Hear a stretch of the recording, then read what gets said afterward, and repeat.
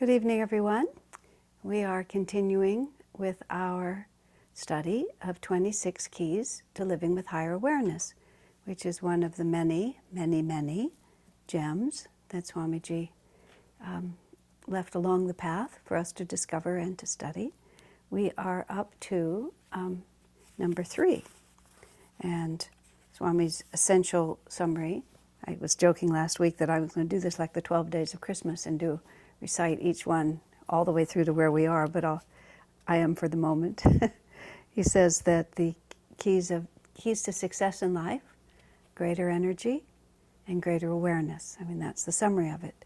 So now what he's giving us is he's giving us 26 keys to be able to live with greater energy and greater awareness. First one was to be active, not passive in the face of life's challenges. That's essentially the statement of how to have more energy.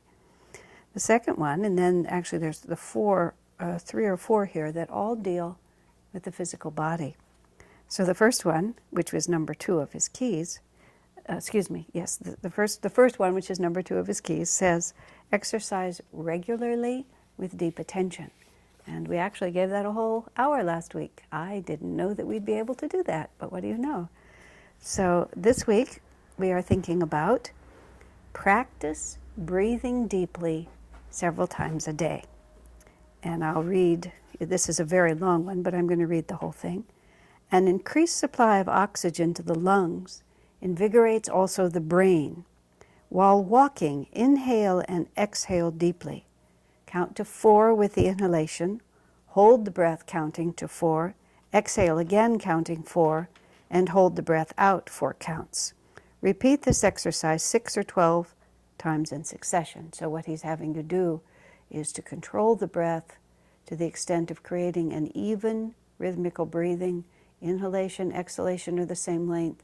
Retention on both holding the breath in the lungs and outside the breath, holding the breath outside of the body. And you just by conscious act of the will, rhythmic breathing combined with physical walking. We'll come back to that. Again, standing still, bend forward and exhale completely. That's bend from the waist. So you're standing and you bend from the waist. Let your arms hang loosely before you. Then inhale from the diaphragm, straightening up slowly and gradually raising the hands first to the chest with your elbows out to the side, and then raise the arms over the head and stretch upward, completing your inhalation. Hold this position briefly. So you're retaining the breath. Your arms are up in the air. It's about as upright, upward moving as you can possibly be and still and not be levitating. Hold this position briefly, then exhale slowly, stooping forward in the reverse order of the above movements, which is bringing your hands back down by the chest. Repeat this exercise 3 times. While practicing deep breathing, keep the following points in mind. A deep, full inhalation should always begin at the diaphragm, extend to the floating ribs, and only in the third and final stage include the upper chest. Okay, we can come back to those exercises in a few moments. I'm not going to stand up and demonstrate them. I'm going to go back now and just talk a little bit about why point number 3 of our 26 keys is just about breathing. Breathing is something that we think of pretty much that's always there. And that's one of the reasons why Swamiji is suddenly having us put real attention on it, because many things that are always there we're not paying attention to in the way that we really ought to. Let's go back and talk about the breath just a little bit.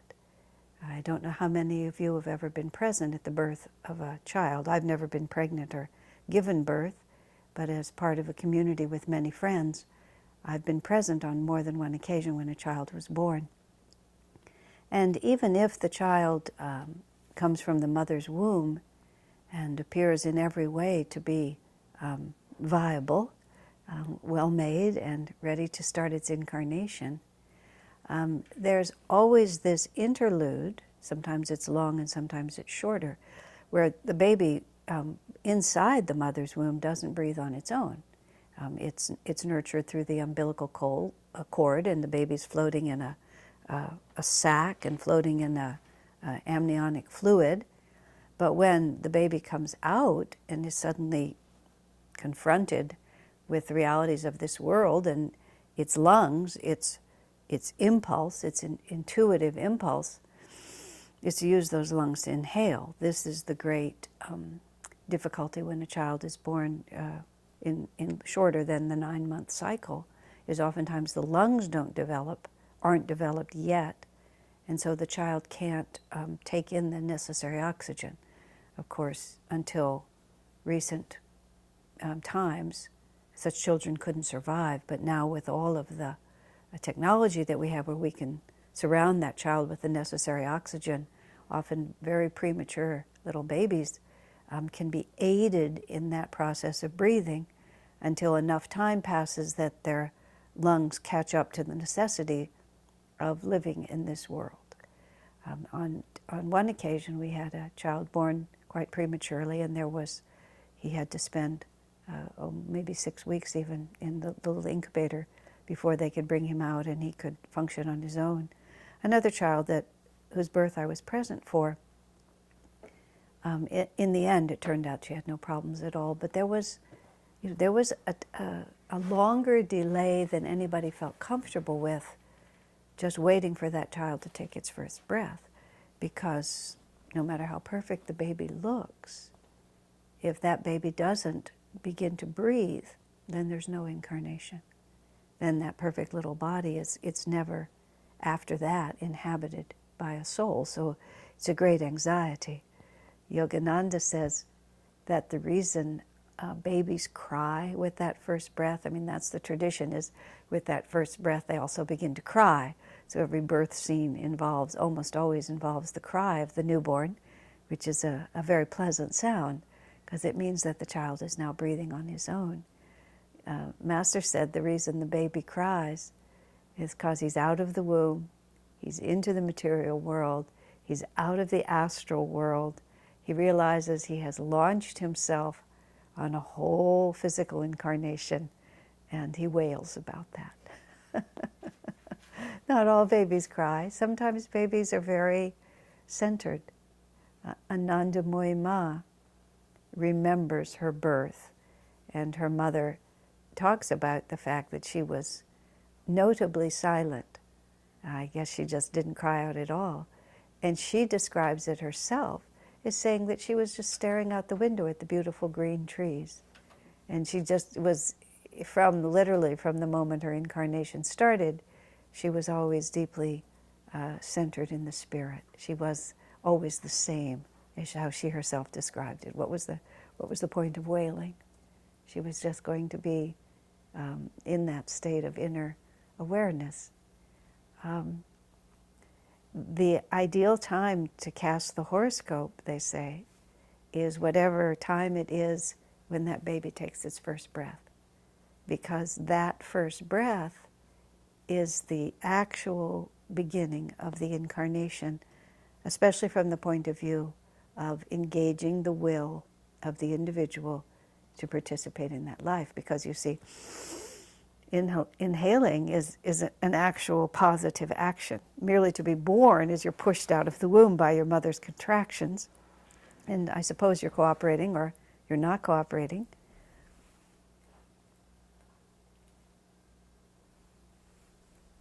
But when you actually are out of the womb, then it's your soul's decision to participate in this incarnation. Excuse me. Are we having technical problems that we need to stop? No, thank you. Okay.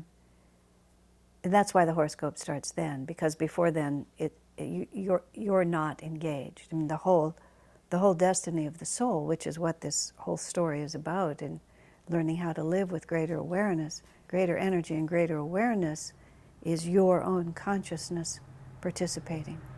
And the degree to which we ourselves determine and participate our own incarnation, that's the dividing line really between human and even the most advanced animals, is that we have enough egoic development that we can consciously participate in our own destiny. Sometimes we rather unconsciously participate in our destiny, but nonetheless, the ego self is making decisions about what it perceives to be the cause of suffering and what it perceives to be the source of happiness. And prior to that, animals and plants are pushed forward by what Master calls just the group karma. Of course, very highly, dogs and horses and monkeys, Master said, are the most highly evolved, and you often have examples of really refined intelligence contained within those physical bodies. There's a book called Kinship with All Life.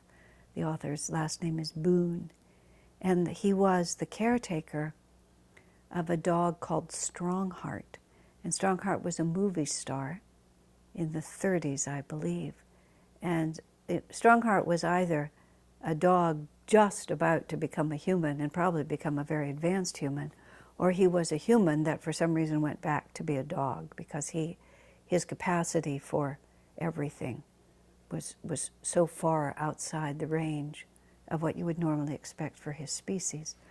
But what happens is at a certain point we have enough ego development to be able to objectify our own experience.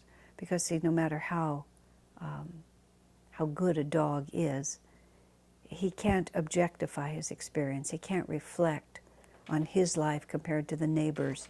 He can't reflect on what he was doing as a puppy and what his old age might be like, whether or not there will be sufficient dog food when he's old, and how dogs fare in less developed countries. He just doesn't have that objectification. That's why they're so excited all the time. They're just so eager because whatever's happening right now, of course you can praise that, but you can't make conscious, consistent choices for your own welfare or against your welfare, but for your own destiny, until you have a sufficient ego in order to do that. So that's why the breath itself symbolizes your commitment to that incarnation. It's not your conception. It's when you begin to participate. And of course the span of life is exactly measured by how many breaths you take. And there are many traditions that say that your breaths are counted. And when you're finished, you're finished. It's an interesting concept because, as I'll talk about a little bit more in a few moments, breath is very closely related to your state of consciousness. And when you're agitated, you often breathe faster. I mean, the state of emotion, high emotion, it has you breathing faster, and calmness, your breaths get slower. So if you live in a high state of stress, you're likely to die younger because you're using up all your breaths. But in another, just not exactly about stress, but interestingly, I was just reading, there's a tradition in India that those who breathe very deeply and quickly in their sleep will also die relatively young, because that's sort of another way to use up your allotted breaths. And it was said that Swami Vivekananda, who was the very advanced disciple of Paramahansa Ramakrishna, he apparently breathed very intensely while he was sleeping, an unusual quality, you might say, for a yogi, and he died when he was 39. That's only one case, but it's very interesting. Although Ramakrishna said that, Ramakrishna being his guru, he said he took the key of spiritual awakening away from Vivekananda and put it in his pocket as the guru. Because when Vivekananda, to quote his guru, realized who he was, meaning reached that, consciously became aware of his own spiritual stature, he would then leave his body. But Ramakrishna wanted him to do certain work first, so he kept that from him, and then apparently at a certain point gave it back, but not a long lifespan. Now, on one side of breath, we have the drama of the infant taking its first breath, and on the other side of the story, you have the death rattle, which is the characteristic moment in which the breath is expelled for the last time. You inhale at the time of birth. You take the life force in and you participate. And the last thing that happens when you die is that you exhale. It's is really quite exquisitely beautiful when you sort of think of it all as a continuous flow. A Buddhist monk was asked a question about reincarnation, and he gave an answer that I really respect. He said to the person asking him the question, he said, "You think of reincarnation as a series of interrupted individual events. This incarnation, this one, this one." He said, in fact, reincarnation is one continuous flow. Because you never cease to be, you never stop being yourself, you just move from room to room. You live in this world, in this body, you move into your astral body for a time, you take another body, then you leave that body. It's all just one continuous flow, and over countless incarnations, we gradually learn our divine lessons, and we move forward. So the end of one incarnation, as an infant, we take that breath, and then either as an old person or before, we have that death rattle. I've also, because of my privilege to know so many people and be part of community for so long, and also with my own father, I've had the opportunity to also be with people when they took their last breath, not many, many, many, but a handful, a notable handful. And enough to have noticed this most interesting phenomenon about the end of life. And if you're sitting with someone, just waiting for them to pass, you can watch this. I've talked about this before, but it's really a very beautiful experience. When people are getting ready to transition in what I would say, sort of trying to get out of their bodies, meaning that it's almost time for the soul to leave, and the soul is beginning to try to get rid of the physical body. The soul is beginning to try to get rid of it. At first, because on several occasions I've simply sat there with someone who is not conscious, but you're just sitting there and you're basically listening to them breathe, because as long as they're breathing, they're still there, but you know pretty soon they're not going to. So at first, in that very final process, all the effort is to inhale. The body's not working very well, so there's this energy, just pulling the energy in. It's very hard, and then there's a little bit of an inhale, and then the effort begins to try to get the air back in again, to just sort of keep that flow going. But then there's a point of transition, and if you're listening, it's absolutely self-evident. When all the energy is on the exhalation, and the person who's close to exiting their body, they start going, and then there'll often be a bit of a pause. And the inhalation will be really short, and then there'll often be a pause, and then again, and you can feel them pushing the energy out in this exactly comparable to trying to pull it in. And they'll push that energy out, and then often there'll be a pause, and you'll think, okay, this is it. Then there'll be one more little gasp. When my father died, he exhaled really big, and then it was about, I really thought he was gone. It was maybe 30 seconds. And then there was just one last gasp. I could really feel, I think he found himself. My father did not have,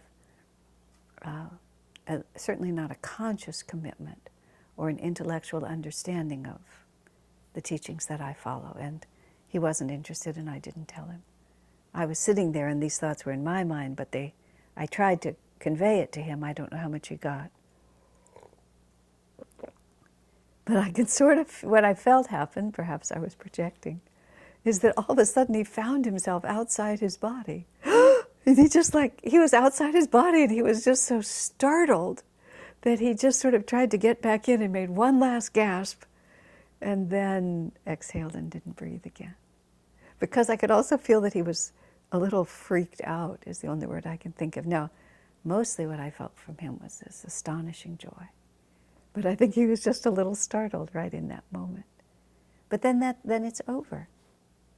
Now, in all of the yogic understanding, the word for energy and life force and breath is all the same word. The word is prana. It's the animating reality of who we are.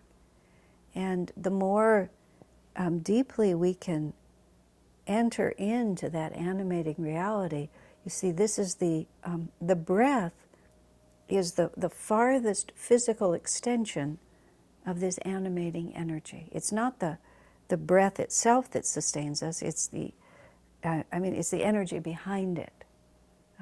Nowadays they can make the lungs pump and just kind of keep that physical body going. But usually at such a time the soul is trapped there, but it's not able to use its will to participate anymore. The question which is actually often asked is, at what point is it appropriate to allow someone to pass away? When is it right to let go of your body? Happy Winningham, who had AIDS at Ananda Village, she died at least a decade ago. And she struggled for many years. She was able to stay in her body, but it was not always a pleasant experience to be in her body. She had a fearless attitude toward death. She'd crossed over several times and come back, so she wasn't at all concerned. But she wanted to do the right thing spiritually, so she said to Swamiji, how long should I keep struggling to stay in this body? And Swamiji said, as long as you can make conscious spiritual practice, whether that is actually meditating and doing Kriya or being able to offer your life to God, surrender your consciousness to God, offer yourself into the light. As long as you feel that in one way or another your body is still a vehicle allows you to continue your spiritual growth, he said, then you should strive to keep it, because otherwise you just have to get another one, unless you're merging into light for the last time. Otherwise you're just going to have to be that infant taking that breath again and do the whole thing again. So there's no point in wasting all those years. So merely because a body can be kept breathing doesn't mean that the body is of any value to the soul anymore. And it isn't just what they call quality of life, although that's another way to put it. But it's just the body has only one purpose. And that purpose is to allow us to progress spiritually. And there is a kind of, because the people ask, in a coma, with Alzheimer's, things like that, are people still working out karma? Yes, they could be. They could be. And it's certainly not a question if somebody is alive and functioning, you don't want to cut off their life. Sometimes very deep and important lessons are being learned there. But when we go to these heroic lengths, literally just to keep the blood pumping and the air flowing, but the soul is really hovering around trying to get rid of it, that's what Daniel Brinkley called life greed. It's just over, and it's time now to just let it pass. But what I was saying in between is this power of prana, this power of life force, is accessible to us through the breath, and this is part of the basic pairing that Swami talked about, which is the keys to success, which is to have more energy and to have more awareness. And the breath serves us in both ways. A lot of people suffer literally physical lack of well-being because they're insufficiently oxygenated most of the time. And so Swamiji tells us in this exercise, which is actually called the full yogic breath, where you bend over and then draw all the energy in, and he makes a very strong point of the fact that there's three places where we breathe. And many people just breathe here. They just breathe in the chest, just sort of shallow. Some people even sort of lift their shoulders a little bit, and all the rest of this mechanical system is never utilized. And so literally the amount of air and oxygen that a person takes in is completely restricted by not properly using the physical vehicle. Now, there's a lot of things about yogic teaching that are so simple that people are looking for more complex answers. That's also one of the qualities of our age, is that people think it has to be complicated in order to be true. Swamiji gave a most fascinating explanation of this, which helps us get our minds around these simple truths. He commented once that that we do think, because we have, especially nowadays, we have so much information at our disposal, and we work so hard to train the intellectual side of ourselves. And the intellect is multifaceted and very complex. And so when we imagine the creator of all of this, it's a very natural, like subconscious inclination to imagine that God himself must be really complicated, because look how complicated the creation is.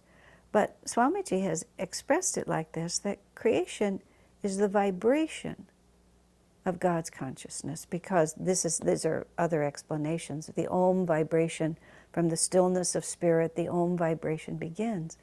The closer you get back to the source, back to the divine, the smaller and the slower that vibration is, until when you finally get all the way back to the source, which is divinity, the Christ consciousness within, it comes into absolute stillness, and in fact into singularity.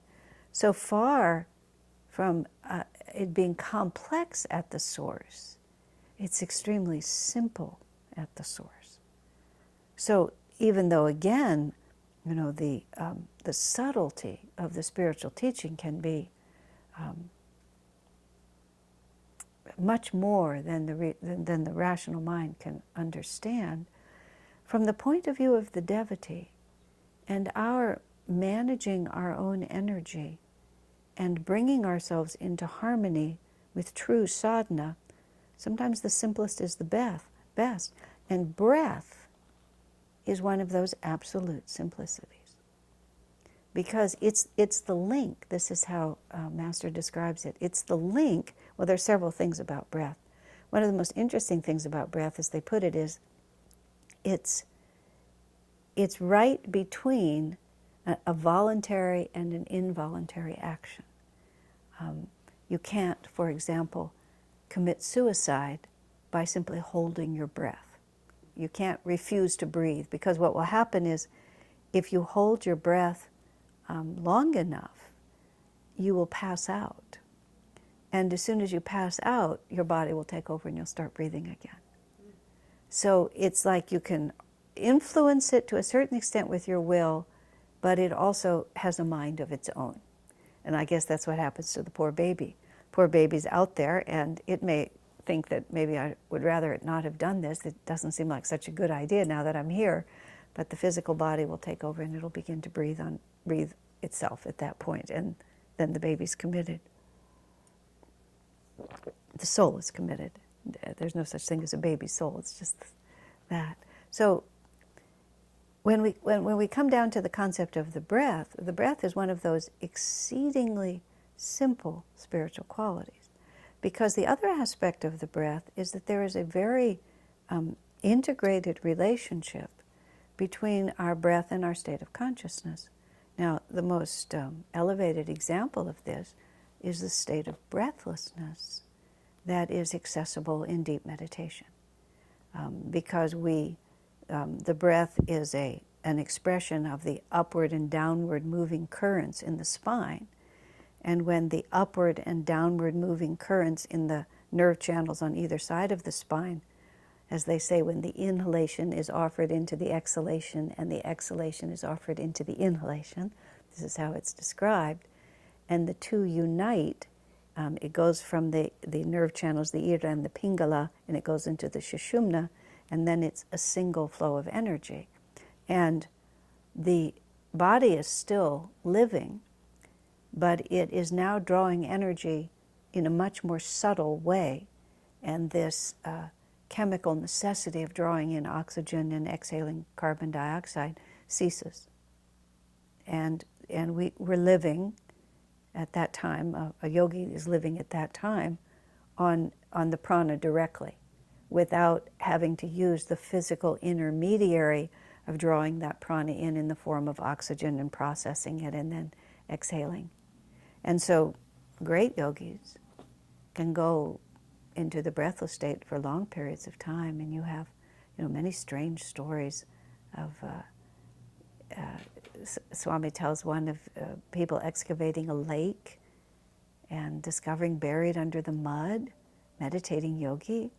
I mean, how long was that yogi sitting there for all that to accumulate? And during that whole time, the body was not vacated. It was maintained. It was maintained by the subtle energy, but no breath was required. So no physical breath was required. It's all on the much more subtle levels of breathing, so to speak. So what we can do through the breath, you see, also it's as I was speaking last week when I was talking about physical exercise and the energization exercises and how we're trying to get mastery over the energy flow in our body, and then mastery over the energy flow in our minds. And the actual art of meditation is mastery over that energy flow, the ability to focus it where we want to focus and have it stay focused there, and strongly so. And so the breath is another way, because it's right there with us, that we can access these more subtle energy sources. And the other part of the breath is, depending on the calmness or the agitation of the mind, the breath will reflect that. And the going breathless is the ultimate calmness. So calm that even the physical body doesn't, all movement ceases. You're moving into that singularity. But just in our normal everyday life, when you're very agitated, if you see actors on stage, especially actors without much subtle technique, and they want to talk about how excited they are and their energy is like this and they can't breathe, with little children. Sometimes little children will get so excited about things, and their mother trying to calm them down will say, okay, dear, just breathe. And the children will be so excited they can hardly breathe, because that's just the way it works. And if you're very angry, your breath often comes very ragged and very forceful, and it becomes very physical, that energy. Or if you're creeping up on someone, or if you're scared, your breath is like that. And you can then, therefore, on the other side of it, you can strongly influence your state of mind by controlling the breath. And this is where the voluntary, involuntary comes together. If the heart's feelings are very agitated, and the reason follows the feelings, if the heart is agitated, the mind becomes agitated, then the breathing becomes agitated. Calm the breathing, and it's a necessary aspect of agitation that you breathe in an agitated way. I remember experimenting with this many years ago when I was told that, if you become upset, if you're crying or if you're angry, if you do deep rhythmic breathing, then you'll find that those emotions will calm down. And I remember the first time I tried it, I was emotionally upset about something many years ago.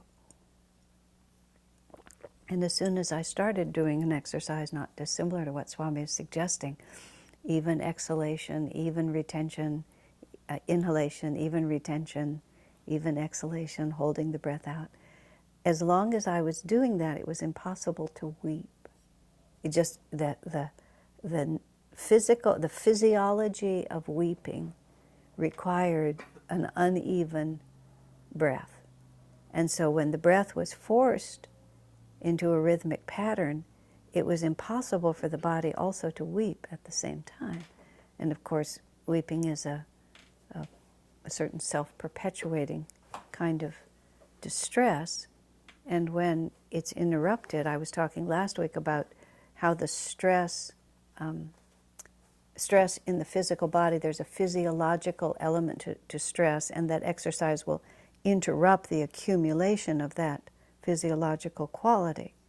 And so if there is a growing emotionalism or emotional response to a situation, one can gain some mastery over that emotional response by simply using the breath in as a tool to calm that reality. You're not necessarily affecting the attachments or the reactions in an objective way, if you're experiencing grief or you're experiencing a loss, merely to breathe will not necessarily change your circumstances, but it will change your capacity to relate to those circumstances in such a way that it will be forward moving, in the sense of moving closer to the center of reality and not letting those circumstances draw you away. Now, on an everyday basis, a tremendous amount of our energy is lost in a subliminal kind of stress, you might say, or just having our mind be confused by feelings that we're not entirely conscious of, either restless feelings or feelings of anxiety, habitual anxiety, or subliminal worries, whatever they might be. All of those are affecting the way we're breathing. We might not even be conscious of it. But if we practice what Swamiji is really suggesting here, deep yogic breathing, just going out into the fresh air if we possibly can, or by an open window, and leaning over as he suggests, and then taking in as much prana, and we should think of it like that. We're not just taking in oxygen, but in the effort of breathing, what we're taking in is we're taking in life force, and we're making ourselves powerful with that life force. And even that action, which is going to be a deep rhythmic breathing, will be in itself, we start influencing the breath, and then we start influencing our state of mind. And if we get into the habit, and then he talks about walking and doing this steady rhythmic breathing. We go out, and last time I talked about exercise, and one of the beneficial features of exercise, and I said it several different times, was that it forces upon us, if it's at all strenuous, it forces upon us a deep rhythmical breathing. I mentioned that when I swim, I prefer not to have to lift my head up to the side. I've never been any good at that. So I use a snorkel like you would use for scuba diving. And it's a little silly when all you're in is a swimming pool. You're just looking at the same 100 tiles over and over again. But what that allows me to do is to just, I breathe continuously, and after a while the breath begins to match the stroke, and you find your whole being is just calming down, because everything is coming into a very single focus. And that swimming I particularly like, because you can kind of hear that breath. I remember when I used to run, when my joints were younger, and the same thing, you just get out there, especially when I like to run out I was living in the country, and your breath is just going like this. Now, here's another reality about the breath that is so, it's just so fascinating. It's like, it really is, in a very real sense, the definition of who we are. Because the breath is so related to consciousness, and of course the breath is an essential feature of defining an incarnation.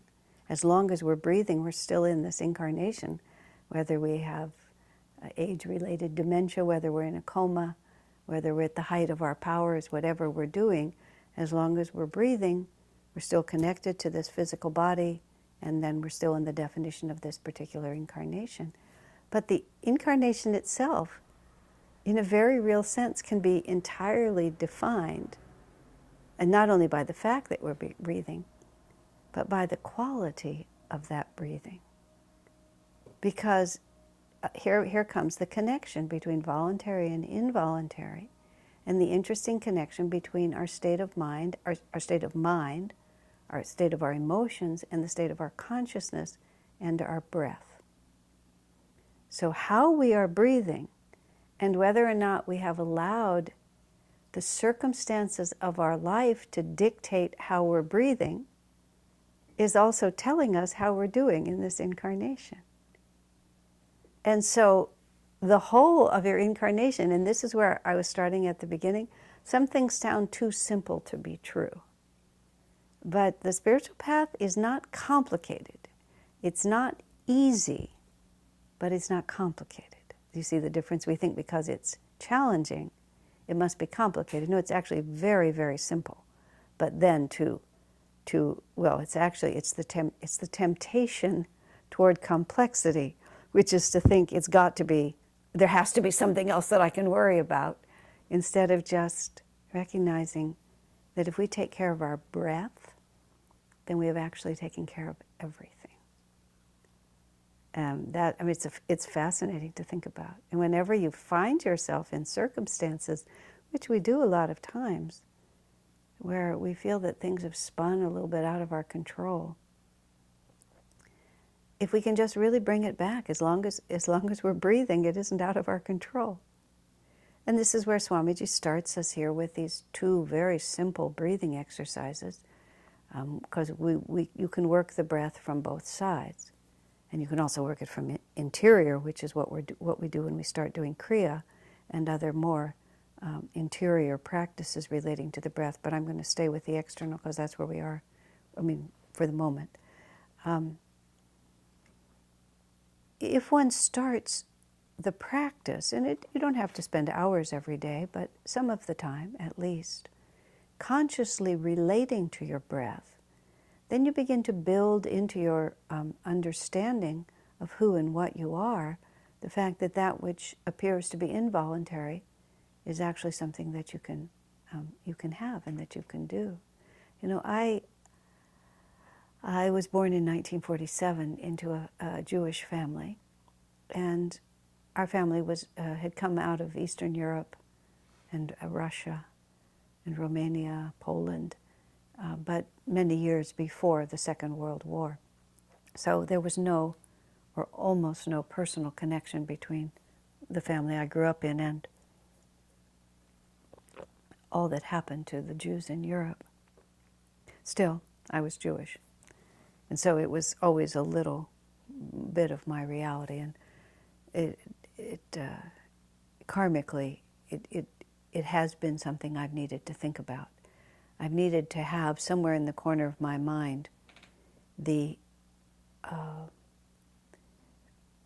awareness that things can change very radically, and that we can't just make up our little life plan and expect that it's just going to roll out the way we want it to. The subliminal reality of being Jewish, in my experience, was that at some point or another you're going to lose it all. And that hasn't necessarily been, it's all going to be taken away from you. That hasn't necessarily been a cause of great concern to me. It's just been a fact that at some certain point you become the persecuted minority and it all gets taken away from you. I've actually, I might say a little bit, I found that liberating, because the inclination then to acquire seems even more pointless, because sooner or later you're going to lose it all anyway. Of course you will when you die. There's lots of elements here, and my psychology isn't the point, but it's that thought form.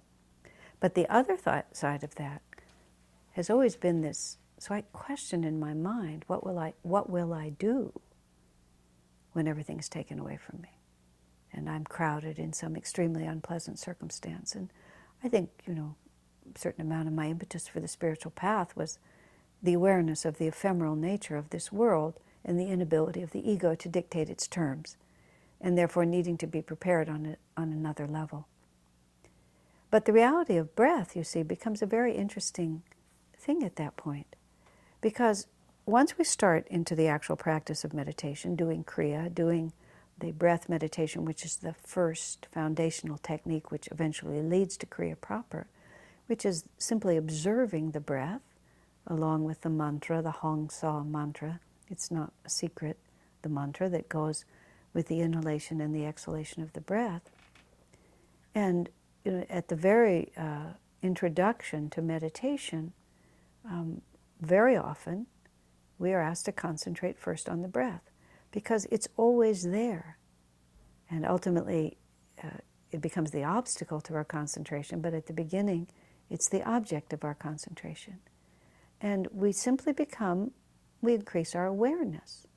Now, that's the fundamental premise of this whole series of webinars, which is how to live with greater awareness based on Swamiji's observation that success is determined by a person's degree of energy, which is related to breath, and their awareness, which is also related to breath in this simple way.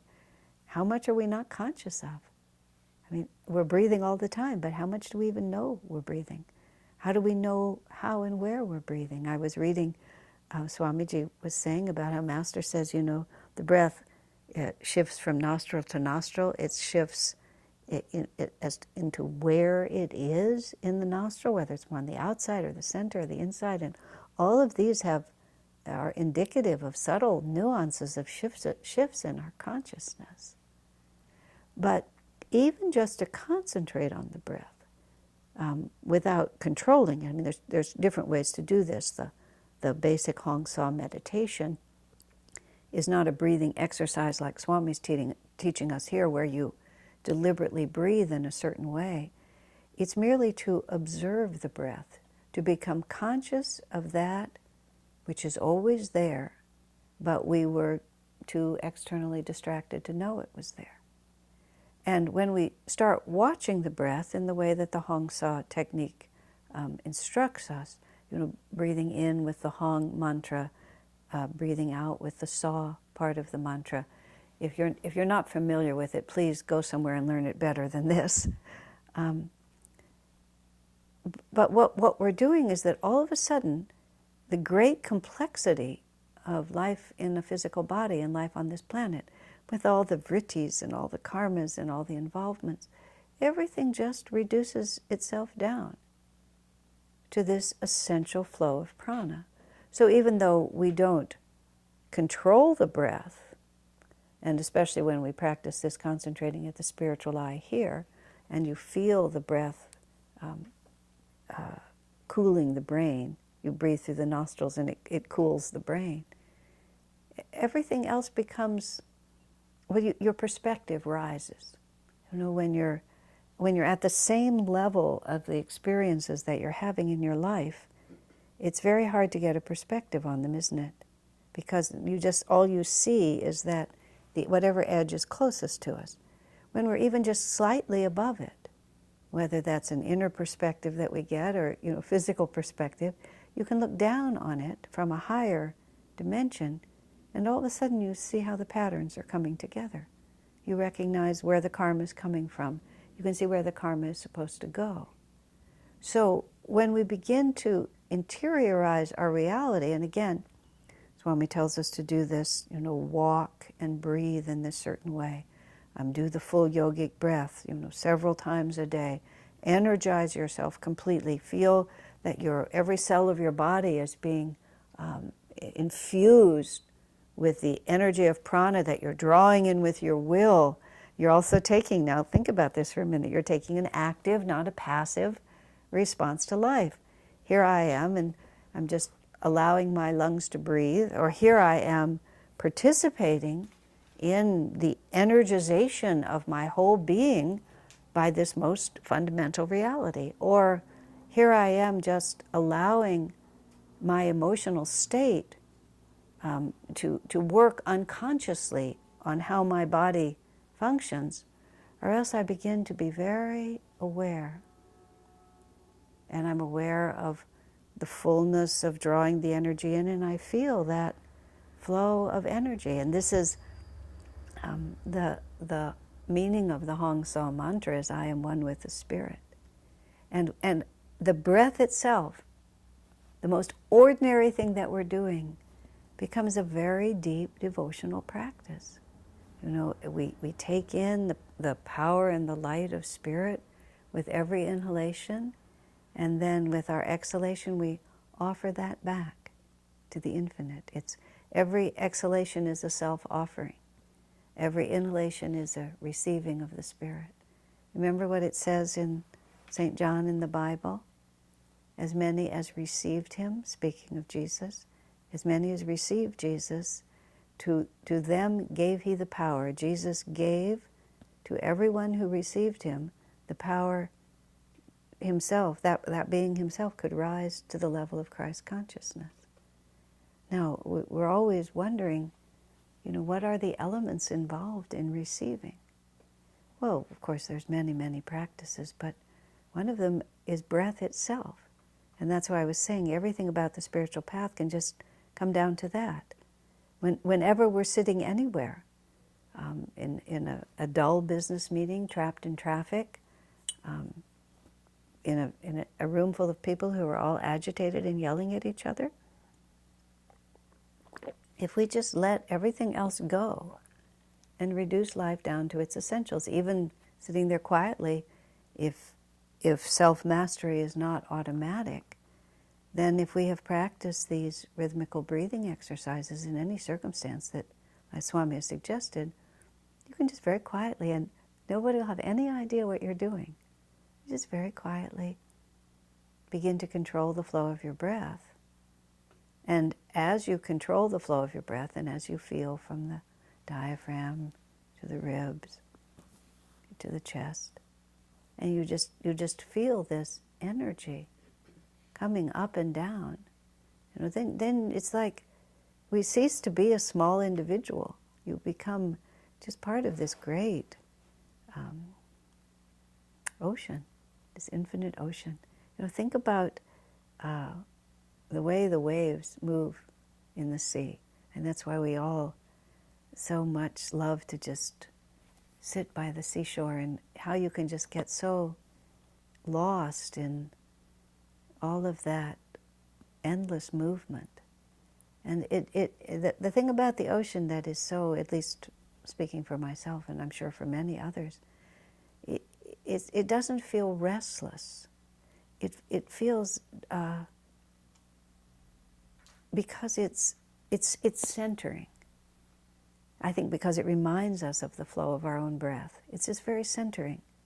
And you enter into that, you bring that consciousness into your actual breathing process. I mean, going back to what I was saying earlier about, I visualize myself sometimes when I used to think about this more than I do now, of being in extremely difficult circumstances with all, without access to anything.